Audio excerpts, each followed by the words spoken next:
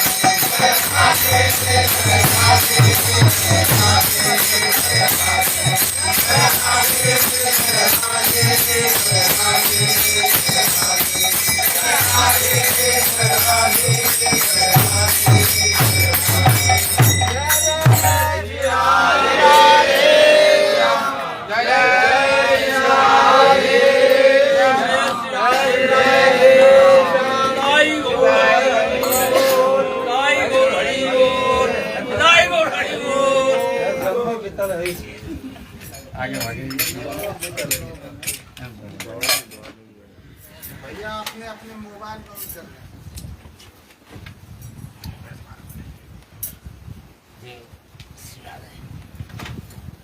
Mobile silent कर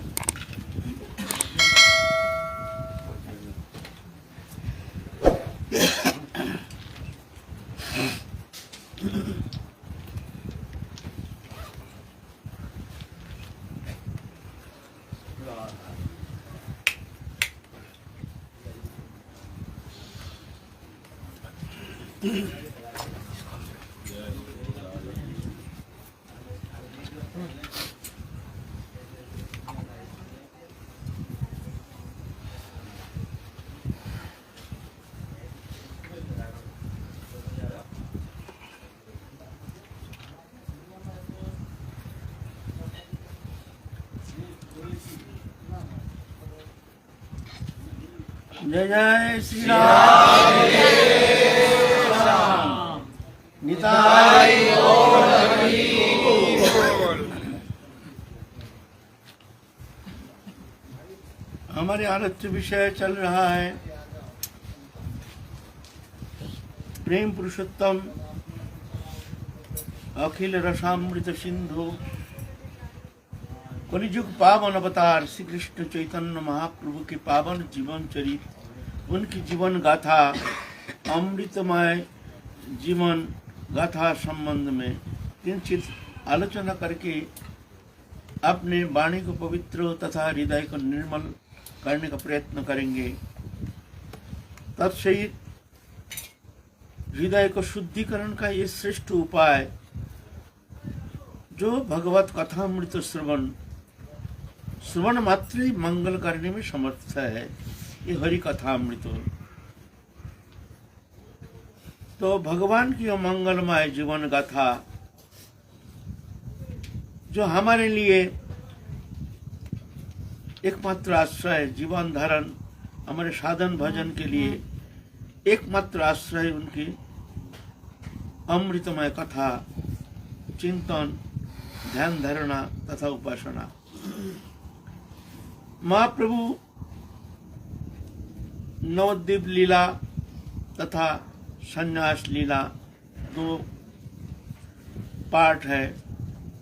नवद्वीप लीला संबंध में हम लोग आलोचना किए हैं, उनके जन्म लीला से लेकर के विद्याभ्यास, इस तरह से नवद्वीप का अमृतमय लीला गाथा जो कि प्रातः स्मरणीय साधक के लिए नित्य स्मरणीय उनके वो अमृतमय सुंदर जीवन गाथा। आप महाप्रभु जगत कल्याण के लिए आए हैं, इसलिए महाप्रभु संन्यास लेकर जगत मंगल के लिए महाप्रभु जगन्नाथपुरी से अब चले हैं दक्षिण भारत की तरफ।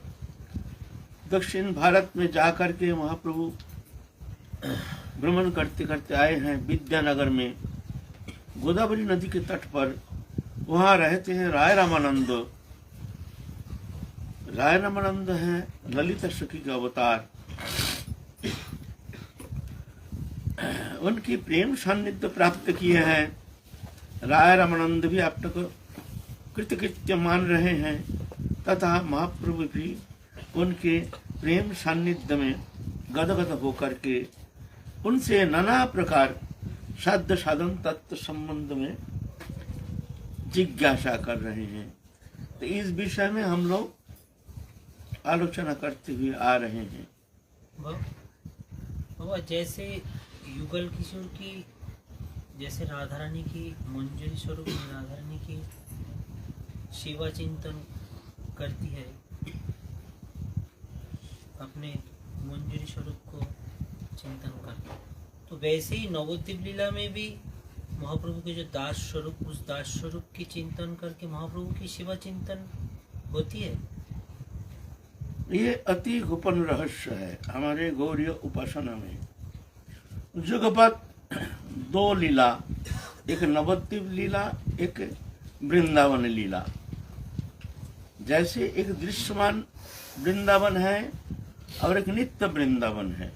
ये वृंदावन तीन प्रकाश है, एक दृश्यमान, एक प्रकट, एक अप्रकट, तीन वृंदावन है। यहाँ तीनों वृंदावन जुगपत विराजमान है। दृश्यमान जैसे बाहर की जो स्थान है, वहाँ की जो परिवेश है, वहाँ के जो आपस में सामाजिक जो व्यवहार है, उसके साथ ये भूम वृंदावन जो है वर्तमान दृश्यमान जगत से उसका कोई व्यवधान देखने में आता नहीं है। ऐसे ही जैसे बाहर में जिस तरह से व्यवहार देखने में आता है, वहाँ के वृक्ष लता आदि जैसे हैं, ऐसे ही ये वृंदावन में भी ऐसा ही देखने में आता है। विशेष कुछ व्यवधान देखने में आता नहीं है। इसको कहते हैं दृश्यमान। दृश्यमान है जोगमाया के द्वारा आवृत होकर के ये वृंदावन को, वो दिव्य स्वरूप को प्रकाश होने नहीं देते हैं, उसको आवरण करके रखे हैं। लेकिन है इस वृंदावन के अंदर ही वो दिव्य वृंदावन के प्रकाश अभी भी दिखने में आता है। यद्यपि सही लीला करे समराय, कोनो कोनो भाग्यवान देखी बारे पाए। अभी भी इसी वृंदावन में जो उपासना करते हैं, प्रेम नेत्र प्राप्त करते हैं राधा रानी की कृपा से, वो इसी वृंदावन में दिव्य वृंदावन की वो स्वरूप वो दर्शन करने में समर्थ होते हैं। वो लीला यहाँ भी दर्शन करती है। ये नहीं यहाँ गोलोक धाम जाना पड़ेगा वो वृंदावनी लीला दर्शन करने के लिए। प्रकट लीला है जहाँ भगवान जुग जुग में आते हैं। ये वृंदावन में भगवान आए हैं, भौम लीला प्रकटन किए हैं, जहाँ परिवर्तनशील शैशव, बाल्य, पौगंड, यौवन, ऐसे परिवर्तनशील शरीर का जो परिवर्तन है, ये परिवर्तनशील लीला ये भौम वृंदावन में संभव नहीं। लेकिन नित्य वृंदावन में वो अपरिवर्तनीय है। शरीर का जो परिवर्तन है, जन्म लेते हैं फिर धीरे धीरे बड़े होते हैं, इस तरह से परिवर्तन नहीं हुआ। वहाँ नित्य काल के लिए ठाकुर जी सब परिकर, सब नित्य काल के लिए एक ही अवस्था है। कृष्ण नित्य नवीन किशोर, राधा रानी नवल किशोरी, नित्य काल के लिए अपरिवर्तनीय। वो जो लीला है वहाँ दिव्य वृंदावन के, वहाँ कंस मारण आदि है नहीं। वहाँ भगवान द्वारका जाते नहीं, वहाँ और मथुरा जाते नहीं, वहाँ वृंदावन में ही रहते हैं। ये है अप्रकट वृंदावन। और प्रकट वृंदावन जहाँ भगवान आते हैं, आकर के परिवर्तनशील जो लीला, ये लीला करते हैं। जैसे इस द्वापर युग में भगवान लीला प्रकटन किया है, इसको कहते हैं प्रकट वृंदावन। और दृश्यमान, दृश्यमान है अभी जो हम दिख रहे हैं, बाहर के जो समाज जीवन जैसे दिखते हैं, यहाँ भी ऐसे ही दिखते हैं, कोई परिवर्तन नहीं।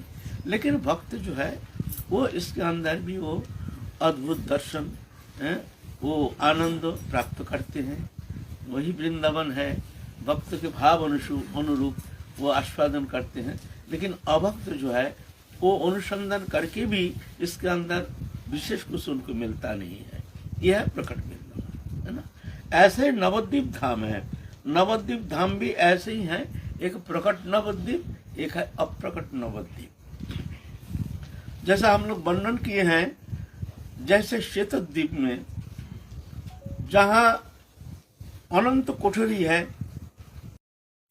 एक एक कोठरी में राधा कृष्ण लीला अनंत लीला करते हैं, अनंत अनंत अंतहीन लीला। वहां एक एक कोठरी है जहां नवद्वीप लीला है। महाप्रभु जहां अपने पार्षदों के साथ वहां नित्य लीला करते हैं। यह है प्रकट लीला। ये जो नवद्वीप है, ये प्रकट लीला। और अप्रकट लीला भी वहां महाप्रभु विद्यमान है। तो ये साधना के द्वारा, जैसे हम राधा कृष्ण जुगल लीला चिंतन के द्वारा, अपने स्वरूप चिंतन के द्वारा वो स्वरूप प्राप्त करके, वो प्रेम प्राप्ति करके फिर जाके हम राधा कृष्ण जुगल लीला में प्रवेश करने का अधिकार प्राप्त होते हैं। राधा रानी की कृपा से अति दुर्लभ वो स्वरूप प्राप्त करना, वो मंजरी स्वरूप प्राप्त करना सुदुर्लभ।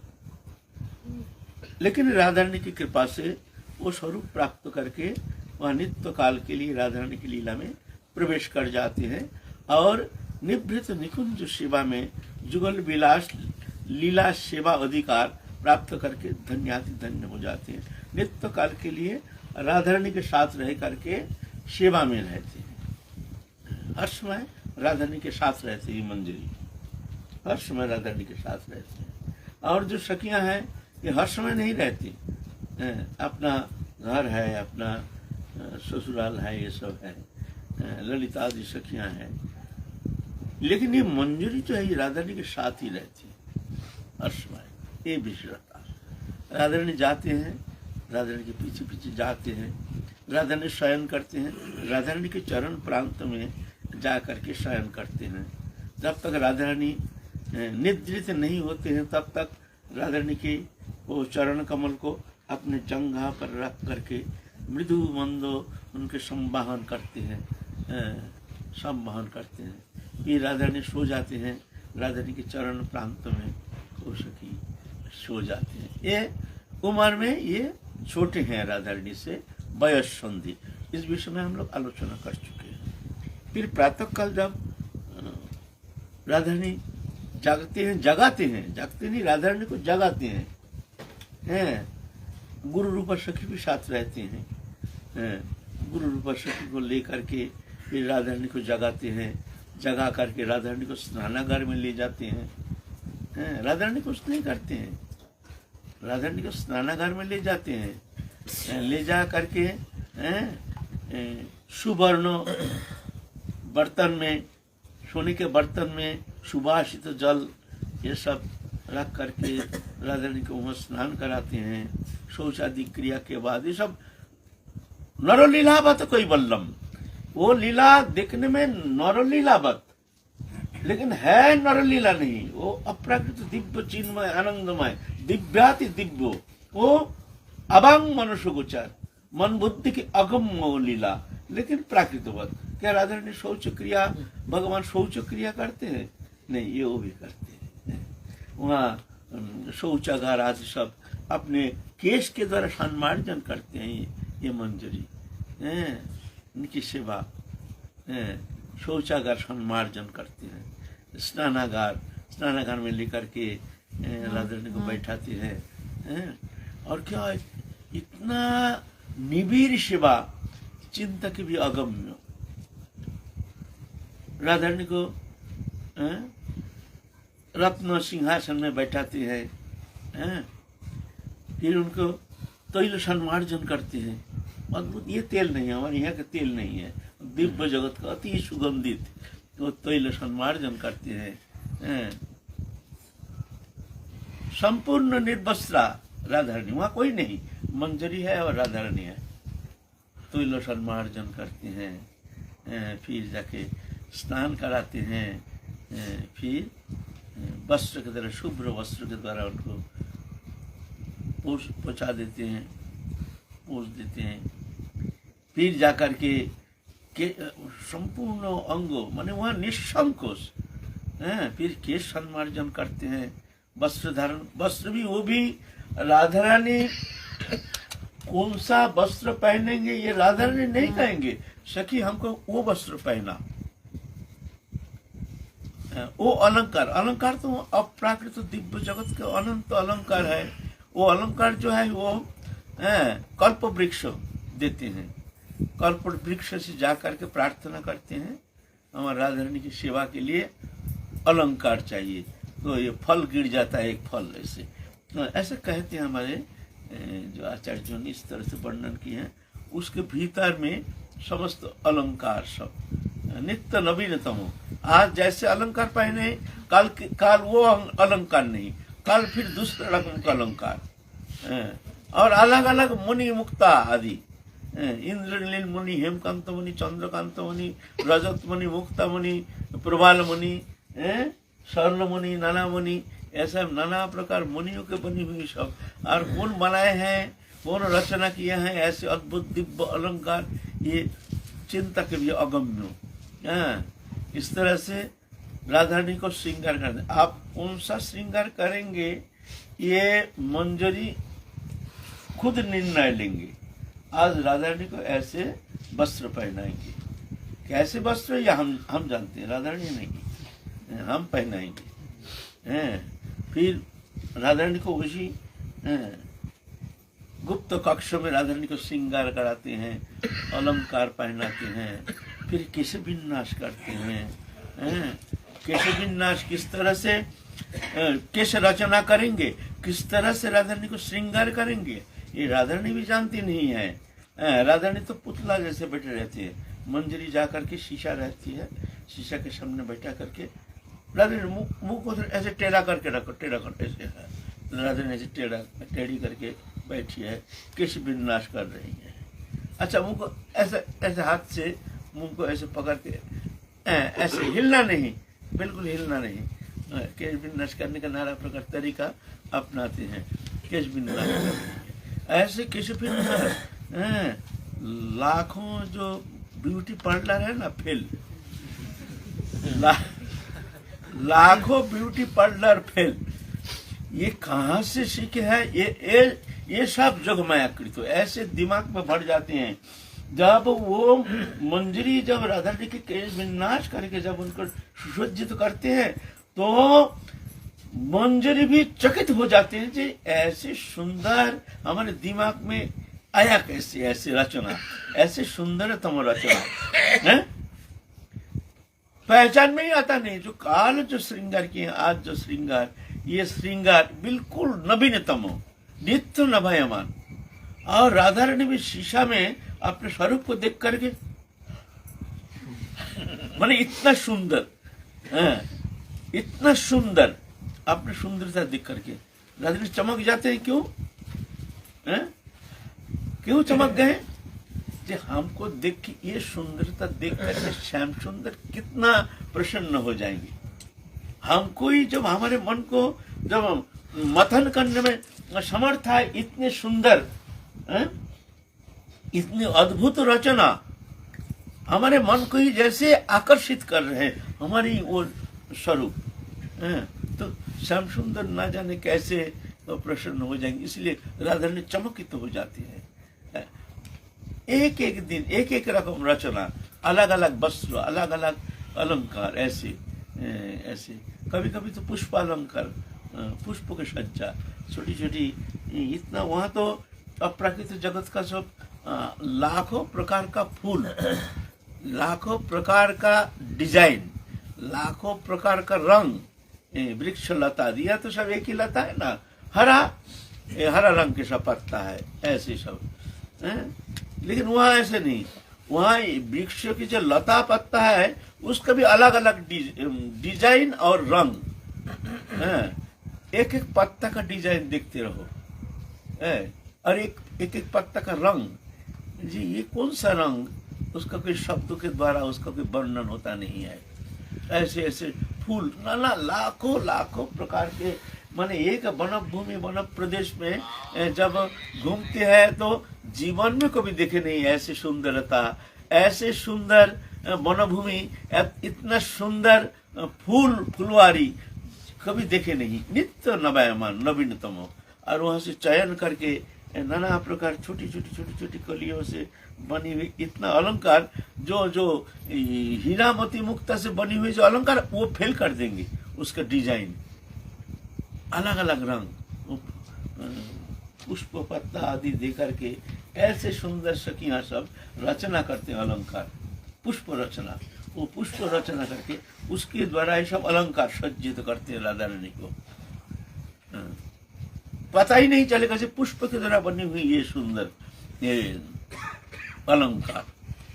ऐसे ये सब मंजरी की सेवा राधा रानी जानती नहीं है, जो किस तरह से हमारी श्रृंगार करेगी मंजरी। राधा रानी बस जैसे कहते ऐसे ही बैठी रहती है। श्याम सुंदर बैठे हैं कुंज भवन में, राधा रानी आ रही है।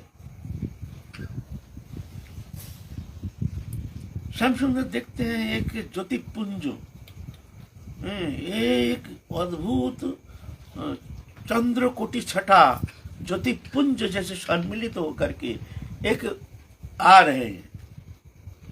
अद्भुत दिव्य आकर्षण जैसे हृदय श्याम कृष्ण के, जो अखिल भुवन मोहन भुवन सुंदर कृष्ण जो है सच्चिदानंद घन विग्रह, उनको ऐसे आकर्षण करते हैं। वो ज्योतिपुंज कौन आ रही है, वो ज्योति जैसे समस्त इंद्रिय वृत्ति को हरण करके ले जा रहे हैं।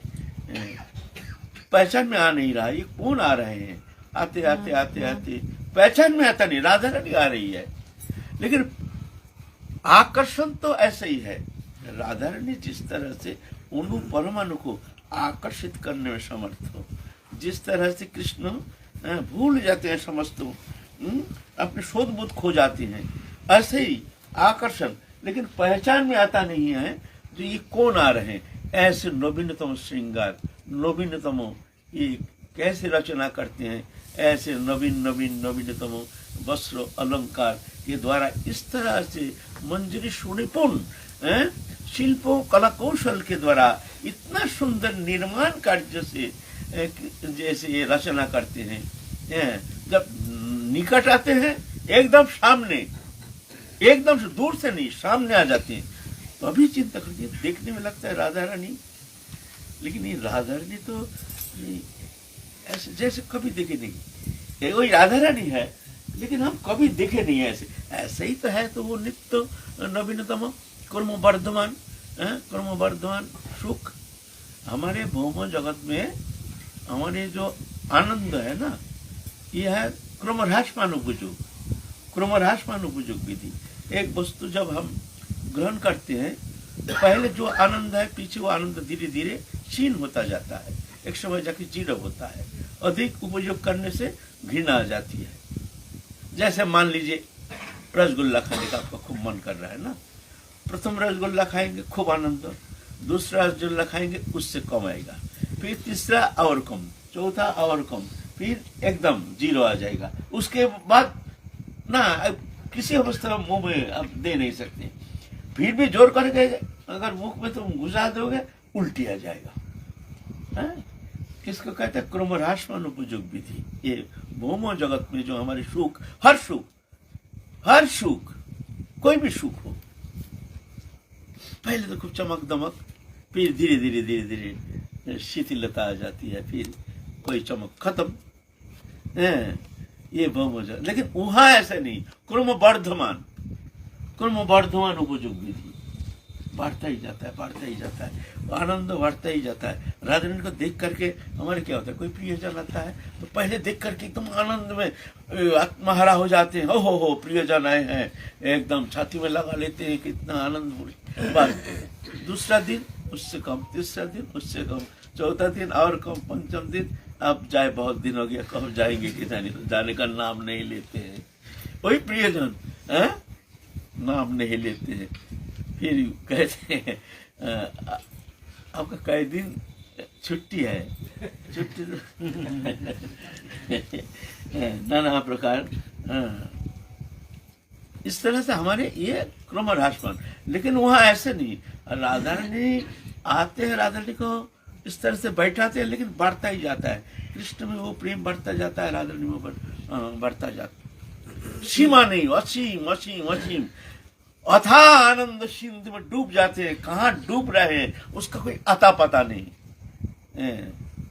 ऐसे ऐसे है उन्हार की लीला, क्रम वर्धमान उपयोग। वहाँ कभी ऐसे आनंद की कोई न्यूनता आती नहीं किसी भी स्थिति में। ये सेवा है मंजरी की ये सेवा, जो कि और किसी के द्वारा ये संभव नहीं है। मंजरी इस तरह से नित्य नमयमान रूप में राधा कृष्ण दोनों को इस तरह से मिलन कराते हैं। कृष्ण भी ऐसे, कृष्ण को भी जो श्रृंगार करते हैं वो भी ऐसे ही, ऐसे नवीन नवीन नवीन रूप से इस तरह से सजाते हैं, फिर दोनों को मिलन कराते हैं। उस मिलन आनंद देख करके सतगुण आनंद प्राप्त करते हैं मंजरी। ये हमारे उपासना के चरम वस्तु, चरम सिद्धि हमारे महाप्रभु के अवदान है। तो क्या बोल रहे थे तुम बाबा? जैसे युगल किशोर की लीला मंजरी स्वरूप में स्थित होकर हम लोग चिंतन करते हैं, और वैसे ही क्या महाप्रभु की लीला, तो महाप्रभु की लीला भी इस तरह से जुगपत चिंतन करते हैं। वो भी जब सिद्ध हो जाते हैं, जब साधन के द्वारा महाप्रभु की कृपा से, यहाँ जैसे राधा रानी के ये बड़ी गोपनीय, ये बाहरी वस्तु नहीं है, ये साधन पद्धति जो हमारे महाप्रभु का अवदान, ये साधारण के लिए नहीं, वो स्वरूप चिंतन के द्वारा, जैसे मंदिर स्वरूप चिंतन के द्वारा स्वरूप सिद्ध होता है, उस स्वरूप में जाकर के चैतन्य सत्ता विलय हो जाता है, विलय होकर स्वरूप सिद्धि होती है।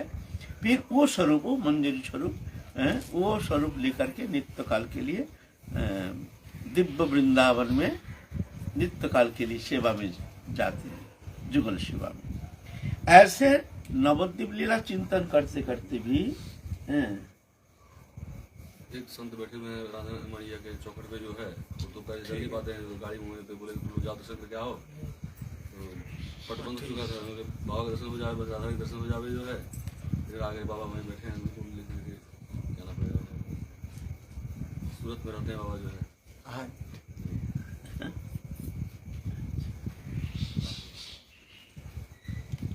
नवद्वीप लीला भी वहाँ जैसे यहाँ पर मंजरी स्वरूप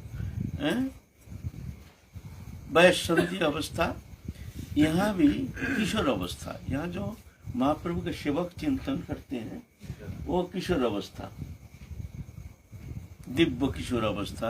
जैसे यहाँ मंजरी स्वरूप जैसे राधा रानी के जैसे देखने में, यहाँ महाप्रभु के जैसे ही देखने में किशोर अवस्था।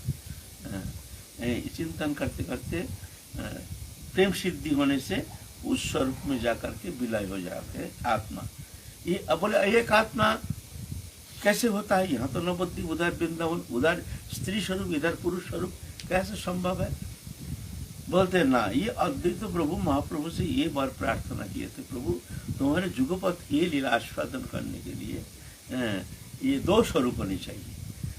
तो जुगपथ जब सिद्धि प्राप्ति होती है, जब प्रेम प्राप्ति हो जाती है, तो जाकर के ये आत्मा का 2 स्वरूप हो जाता है। एक स्वरूप जाकर के वृंदावन में नित्य लीला में मंजूरी स्वरूप में, और एक स्वरूप पुरुष स्वरूप महाप्रभु के पार्षत्व में लेकर के वो नित्य नवद्वीप धाम जो है शतद्वीप में, वहाँ जाके महाप्रभु शिका सेवा में नित्य काल के लिए बड़े जवान हो जाते हैं, जैसे कहते हैं। आवेश तो बाबा एक स्वरूप में ही रह सकता है।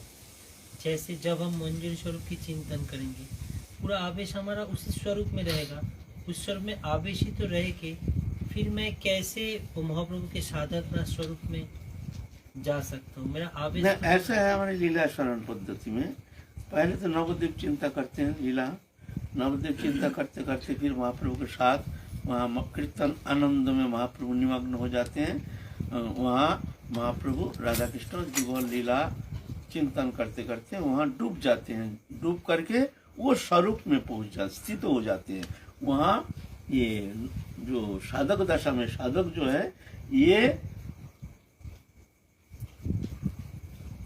महाप्रभु का वही पार्षत्व उसमें जाकर के स्वरूप मंजरी स्वरूप प्राप्त करके वो भी वहाँ डूब जाते हैं। या साधक दशा में फिर वहाँ चिंतन करके वो स्वरूप में जाकर के वो आनंद लीला आस्वादन करते हैं। ऐसे है, थोड़ा कठिन है, लेकिन कोई कोई है जो सिर्फ वृंदावन लीला में ही उनके ज्यादा आवेश है, तो कोई दोष नहीं। अगर तुम्हारे ऐसे वृंदावन लीला में बहुतों का आवेश और बहुतों का नवद्वीप लीला में ज्यादा आवेश, ऐसे भी है। नवद्वीप लीला ही ज्यादा चिंतन करते हैं, वृंदावन लीला में उतना आवेश नहीं है। ऐसे ही हमारे नवद्वीप में बहुत सारे ऐसे साधक दिखने में आता है जो महाप्रभु की लीला में उनके आवेश। हमारे चैतन्य दास बाबा, वो तो महाप्रभु की लीला में ही तो सिद्ध हुए हैं। महाप्रभु की लीला में आवेश, राधा कृष्ण जुगल लीला नहीं, हर समय गोरा गोरा गोरा गोरा गोरा गोरा गोरा यही जब हमारे जैसे राधा राधा राधा राधा जपते हैं ना, वो हर समय गोरा गोरा गोरा गोरा साधन हलो सारा আমার भजन हलो सारा। तो ये है हमारे महाप्रभु उपासना जो मूल प्राण केंद्र। तो ये जो राधा कृष्ण लीला और उसमें जो मंजरी स्वरूप उपासना पद्धति, जो महाप्रभु का अवदान, जो हमने जो आलोचना किया, किंचित दिग्दर्शन करने का प्रयत्न किया।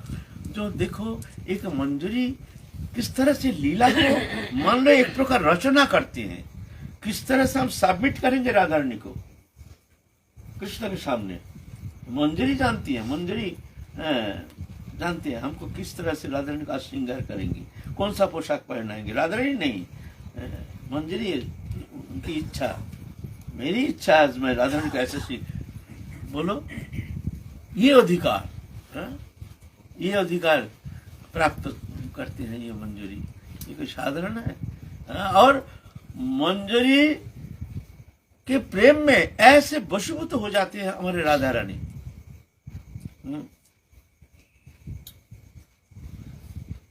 मानिनी हो गई राधा रानी। मान तो एक लीला प्रकरण जहां मानिनी मान होने से जाकर के वो लीला आस्वादन, प्रेम रस आस्वादन का एक चमत्कृति, जब नायक नायिका को मान भंजन करते हैं नाना प्रकार वाक्य के द्वारा, व्यवहार के द्वारा, इत्यादि के द्वारा नाना प्रकार रूप से उनके मान भंजन करने का चेष्टा करते हैं। मान भंजन के बाद जो मिलन होता है उसको कहते हैं समृद्ध मान संभोग। तो ये तो लीला उपकरण, लीला वैचित्री के लिए ये सब है।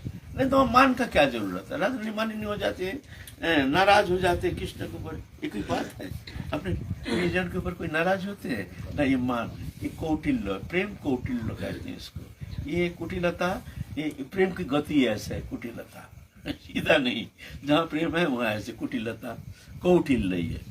ये कैसे है, ये अगम्य, ये साधारण किसी के बोधगम्य है नहीं, ये तर्क के विषय नहीं है, है ना। राधा रानी मानिनी हो गई है। कृष्ण कुंज में प्रवेश करना चाहते हैं, मंजरी रोक दी है, तुम्हारा भाई प्रवेश अधिकार अभी है नहीं, बाहर रहो। राधा रानी बहुत नाराज है। तो कृष्ण हाथ जोड़ रहे हैं मंजरी के पास, ये सखी कैसी भी हो, थोड़ा सा तू कर सकती है, तेरे हाथ में सब कुछ है। और ऐसे कृष्ण भी इस तरह से व्यवहार करते हैं, देख करके दया आ जाती है मंजरी का। अखिल ब्रह्मांड नायक अनंत कोटि वैकुंठ नायक हाथ जोड़ के खड़े हैं मंजरी के सामने, उनकी कृपा प्रार्थना करते हैं और मंजरी उसको कृपा कर रहे हैं, रुको देखो मैं क्या कर सकती हूँ। और वो भी ऐसे नहीं, तो श्याम सुंदर तुम रुको, है नहीं रुको वहां, देखो मैं क्या कर सकती हूँ। अच्छा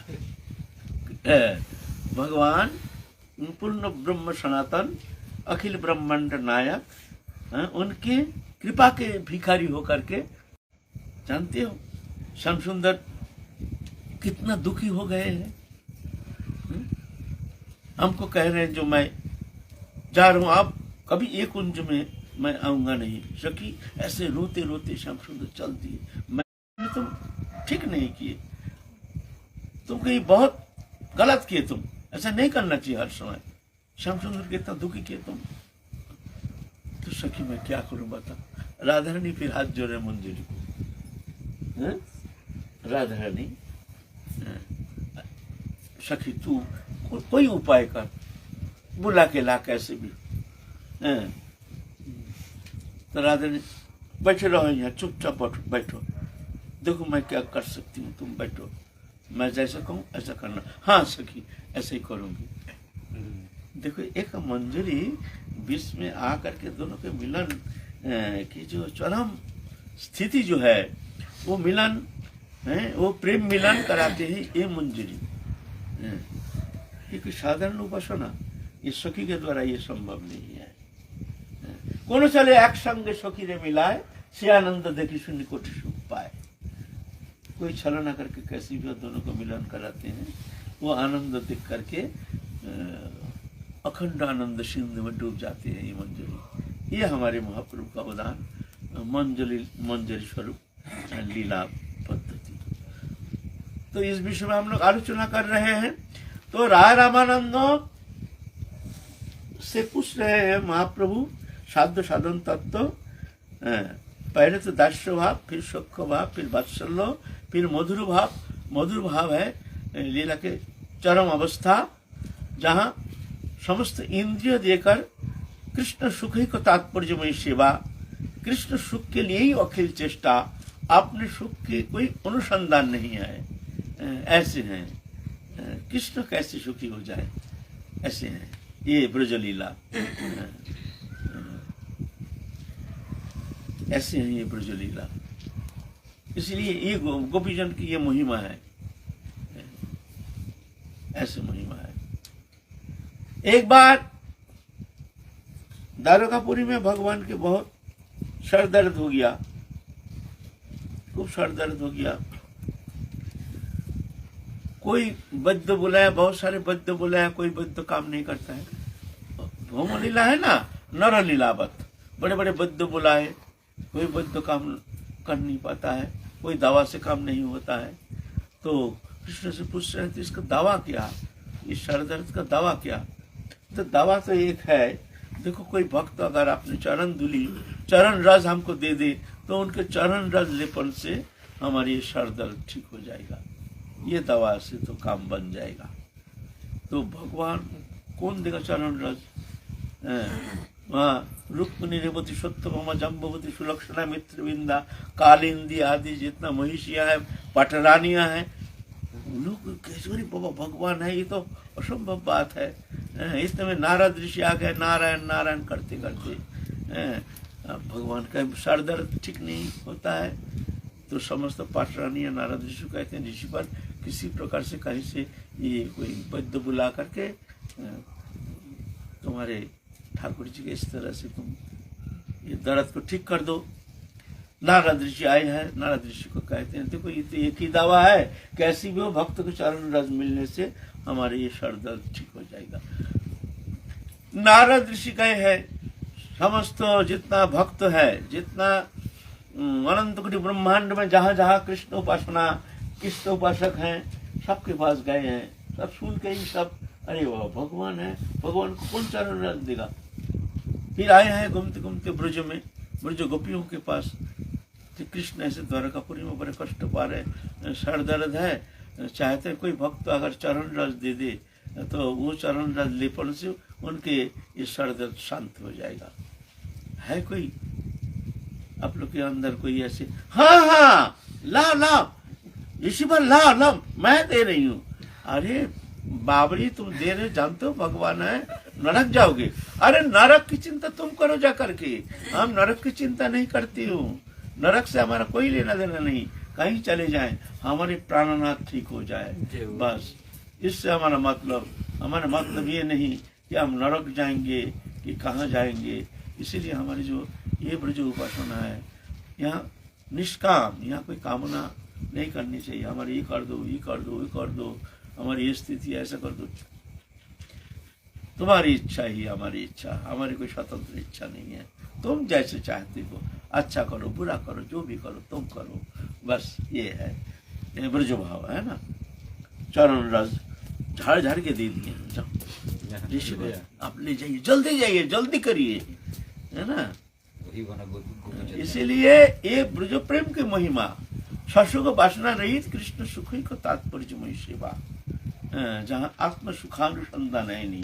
कृष्ण जब मथुरा गए, कोई ब्रज गोपी एक बार संदेश भी दिए नहीं।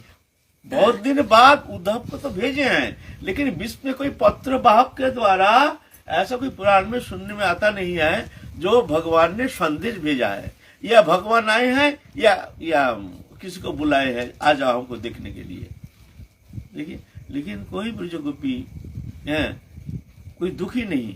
दुखी तो है कृष्ण अदर्शन से, कृष्ण विरह में तो ऐसे व्यथित चित्ता होकर के अति दुखी होकर जीवन व्यतीत करते थे, कोई रकम प्राण धारण करते थे। लेकिन ऐसे नहीं जो कभी नाराज हो गए हैं। देखो कृष्ण मथुरा जाके भूल गए हैं, ऐसे भूल जाओ, हम भी भूल जाएंगे, क्या जरूरत है। इतना दिन हो गया, कोई संदेश नहीं, कोई आने का नाम नहीं, हम लोग उनको भी कभी बुलाते नहीं है, बताओ ना। ऐसा नहीं, शायद कोई कारण होगा, शायद कोई कारण होगा जिस कारण से स्वयं आते नहीं या हम लोग उनको बुलाते नहीं।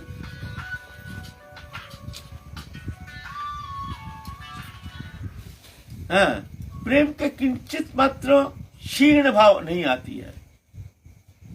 यह है ब्रज प्रेम, यह है ब्रज प्रेम ना। तुम सुखी रहो, तुम्हारे सुख से हम सुखी, तुम्हारे दुख से हम दुखी, कैसी भी हो तुम सुखी, है ना। ये ब्रज प्रेम है। तो ये ब्रज प्रेम के महिमा ही वर्णन करते हैं समस्त वेद पुराण आदि, पुकार पुकार के वर्णन करते हैं। तो ये राय रामानंद के मुख से महाप्रभु श्रवण किए हैं, जो ब्रज माधुर्य प्रेम उपासना संबंध में विस्तृत रूप से आस्वादन कर रहे हैं राय रामानंद। फिर राधा प्रेम महिमा, कृष्ण प्रेम महिमा संबंध में वर्णन किए हैं। वर्णन करके फिर प्रश्न करते हैं, प्रश्न किए हैं, अच्छा राय रामानंद बोलो, विद्या के अंदर सर्वश्रेष्ठ विद्या क्या है? विद्या है ना, विद्या अध्ययन जो आदि है, श्रेष्ठ विद्या क्या है? विद्या मतलब कौन विद्या श्रेष्ठ है? तो राय रामानंद कहते हैं कृष्ण भक्ति बिना विद्या नहीं है, सबसे उत्तम विद्या है।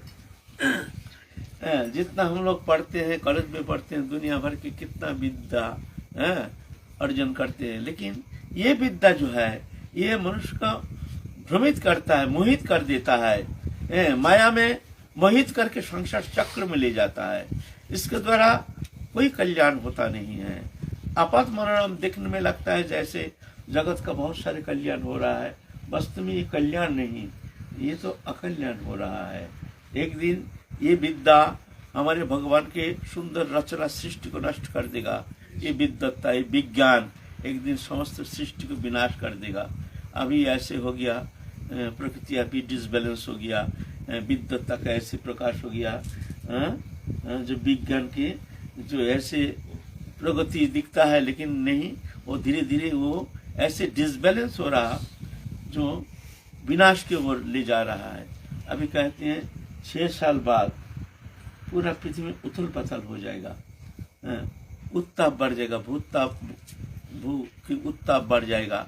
समस्त अंटार्कटिका में जितना बर्फ है, बर्फ पूरा पिघल जाएगा, पिघल करके समुद्र जलस्तर कई मीटर बढ़ जाएगा। बहुत सारे सभ्य देश, समुद्र के कुलवर्ती तटवर्ती जितना शहर है वो डूब जाएगा, और भयंकर भूचाल होगा। ये देन किसका है? ये डिसबैलेंस का कारण है, ये विज्ञान। तो ये विद्या नहीं है, इसको तो कहते अविद्या। विद्या एकमात्र कृष्ण प्रेम, जिसने कृष्ण प्रेम प्राप्त कर लिया वो मान लो समस्त विद्या का सार। जो वस्तु प्राप्त करने से उसको और जानने के लिए कोई कमी नहीं रह जाती है, सब जान जाते हैं, उसके अंदर ये शक्ति आ जाती है, सब जान जाते हैं। ऐसे उनके अंदर वो शक्ति आ जाती है। अष्ट सिद्धि नवनिधि आदि जो उनके पीछे पीछे डोलते हैं, अनिमा लघिमा गरिमा प्राप्ति प्राकम वशित्य जत्र काम वसायित्व, ये सब अष्ट सिद्धि नवनिधि कृष्ण प्रेम प्राप्ति से सब विद्या। दूरदर्शन है, बैठे बैठे बोल देते हैं कहाँ क्या हो रहा। इच्छा मात्र से बहुत कुछ कर सकते हैं। जो कृष्ण भक्ति, जो कृष्ण प्रेम प्राप्त करते हैं, उसके अंदर ये शक्ति आ जाती है, ऐसी शक्ति आ जाती है। लेकिन उस शक्ति का प्रयोग नहीं करते हैं, बोलते हैं ये शक्ति प्रयोग करने से जा करके फिर वो राधा रानी प्रसन्न होते नहीं है, वो सेवा प्राप्ति राधा रानी की सेवा में जा नहीं सकती है, इसलिए ये बाधक है, ये कभी इसका प्रयोग नहीं करते हैं। लेकिन दूसरा उपासना में ये तो अनिमा लघिमा आदि जो हैं, ये एक सिद्धि प्राप्त करने से वो जाके ऐसे ऐसे अलौकिक सब क्रियाकर्म दिखाते हैं, जो जगत में पूज्य हो जाते हैं, सब मानते हैं, अरे बाबा बड़ा सिद्धि तो भगवान हो गया, कोई कोई तो भगवान मान लेते हैं। लेकिन जो प्रेम की एक छटा किंचित मात्र जो प्राप्त कर चुके हैं, उसके पीछे पीछे अष्ट सिद्धि नवनिधि ये सब पीछे पीछे भागता है, बैठ बैठ के बोल देते हैं वहाँ क्या हो रहा, कहाँ क्या हो रहा। विज्ञान इसका जवाब नहीं दे पाएंगे। विज्ञान, मैं एक बात करता हूँ, मैं देखो हमारे गुरुदेव राधा कुंड में है ना, राधा कुंड में है विद्या मध्य विद्या, माने ये जो कृष्ण भक्ति, ये माने ऐसा नहीं जो कृष्ण कृष्ण करके रोते हैं, समस्त विद्या उनके पीछे पीछे डोलते हैं। कृष्णदास सिद्ध बाबा पढ़ाई लिखाई नहीं जानते थे, एक बड़े एक जन पंडित आए थे, आकर के जब हम तर्क करेंगे तो बोलता हम तो शास्त्र तो अध्ययन किए नहीं। दिग्विजय पंडित, दिग्विजय पंडित तो बोलते तो हमको विजय मान लो दे दीजिए जी, ठीक है हम विजय मान लो दे देंगे, क्या है इसमें क्या है। तो ज्यादा जब फड़फड़ा रहे हैं तो सिद्ध बाबा सामवेद से एक मंत्र कह दीजिए, इसको थोड़ा उच्चारण करके सुनाइए। तो वो दिग्विजय पंडित उच्चारण किया, उसमें कई जगह भूल दिखाए। देखो ये उच्चारण ही तुम्हारा, तुम उच्चारण करना तुमको आता नहीं है, तुम क्या तुम तर्क करोगे, अनपढ़, कुछ जानते नहीं है, सिर्फ कृष्ण भक्ति कभी कभी दिखाते हैं। तो वो जाकर के फिर समाज आचरण किए, जो आपके अलौकिक शक्ति से आप संपन्न हैं भगवत कृपा से, ये तो हमारे यहाँ तो प्रवेश नहीं है। फिर जाकर दिग्विजय पंडित प्रणाम करके उनकी कृपा प्रार्थना करके फिर चले गए। शक्ति उनमें आ जाती है जब भगवान के साथ तो तदात्मता, तो प्रेम से उनके साथ तदात्मता होती है, तदात्मता होने से भगवान की जित उस शक्ति उनमें आ जाती है। इसीलिए कहते हैं कृष्ण भक्ति ये विद्या, ये सर्व विद्या के अंदर सार है, सब जानते हैं वो। एक दिन हम हल्का करके कहते हैं, हम आए हैं पहले पहले, बाबा रहते हैं गिरिराज तराटी में, जंगल में राधा कुंड में बाबा चले गए और वहां बाबा सोते थे जो तख्त में, और तख्त को हमारे माथा में धर दिया, बोलते ले जाओ राधा कुंड दोपहर के समय। भाई माथे में लेने का तख्त उतना सामर्थ्य ही नहीं, माथे में लिया नहीं कभी। नौकरी करते थे, सरकारी नौकरी, मस्ती में नौकरी करते थे, कुर्सी में बैठते थे भाई, ढूंढने का काम थोड़ी करते थे भाई। कोई रकम हो तख्त को लेके हम कुसुम सरोवर तक आए, लेकिन ऐसे हमको महसूस हुआ जैसे हमारे मस्तक फट जाएगा। हाँ, लेकिन गुरु जी का तख्त क्या करें। और उस समय हमको कोई पहचानता नहीं है, हम भी किसी को पहचानते नहीं, हमको भी कोई पहचानता नहीं, लेकिन हम विवश होकर कुसुम सरोवर में आकर के तख्त को उलट दिया।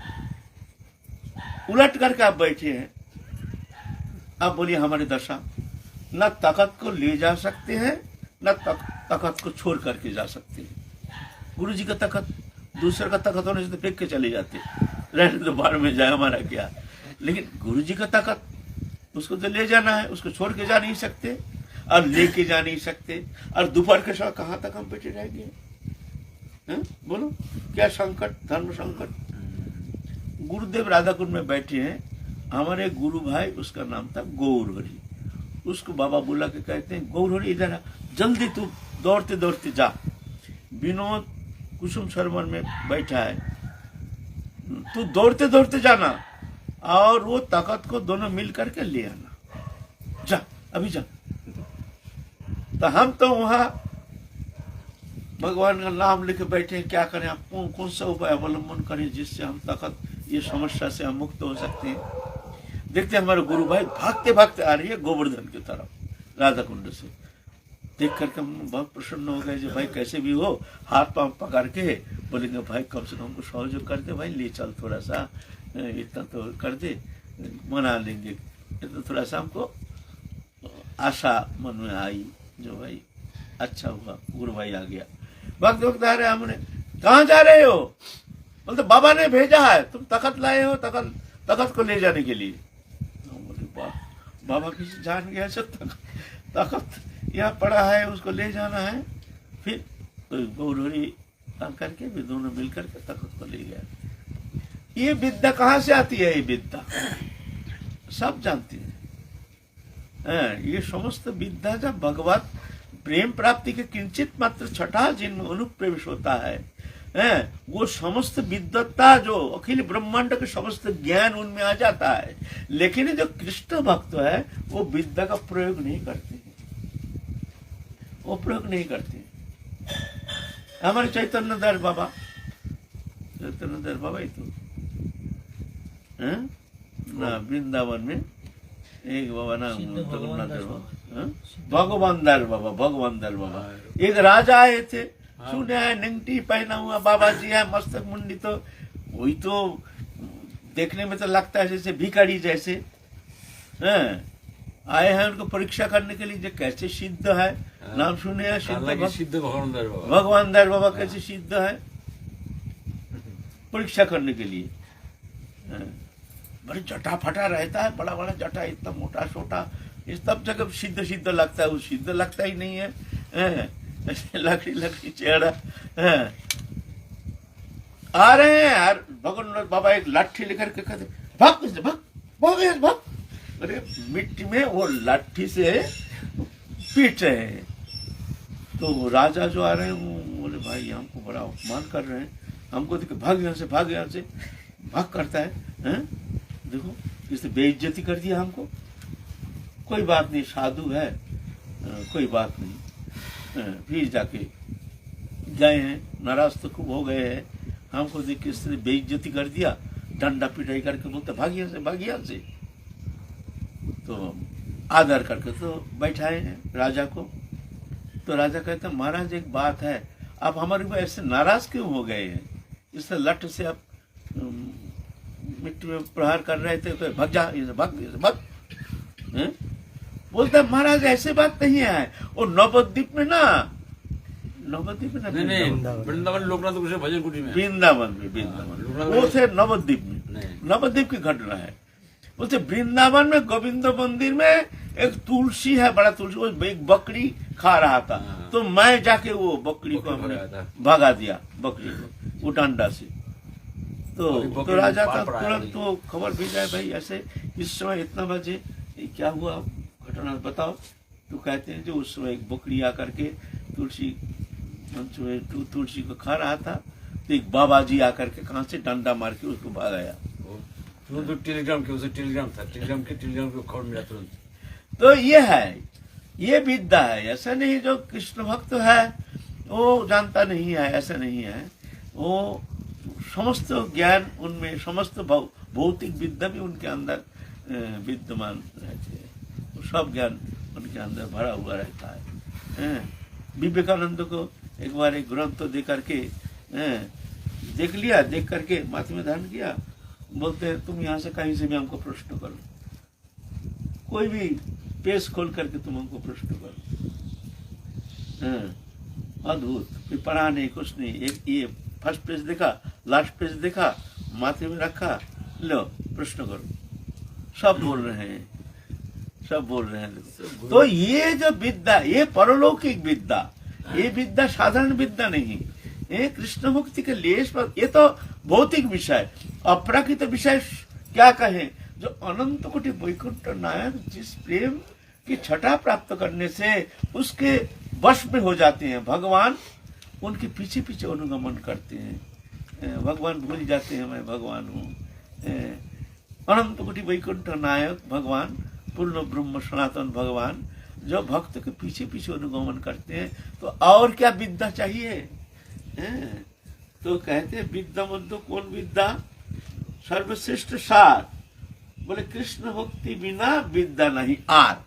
इसके ऊपर कोई विद्या है नहीं, इसके ऊपर कोई विद्या नहीं, सब जान जाते हैं, सब जानते हैं। तो आज की कथा ही विश्राम करें, फिर कल हम लोग थोड़ा आगे चलेंगे। जय जय Shri Radhe Shyam. Subscribe to our YouTube channel.